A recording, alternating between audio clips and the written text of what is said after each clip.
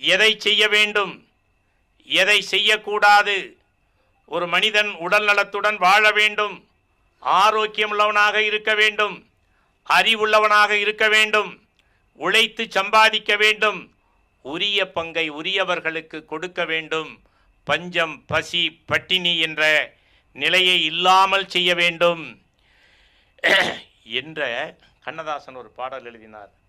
எல்லோரும் எல்லாமும் பெற வேண்டும், இங்கு இல்லாமை இல்லாத நிலை வேண்டும், வல்லான் பொருள் குவிக்கும் தனி உடைமை நீங்கி வர வேண்டும், திருநாட்டில் பொது உடைமை, எல்லாரும் எல்லாமும் பெற வேண்டும். அற்புதமான பாடல்.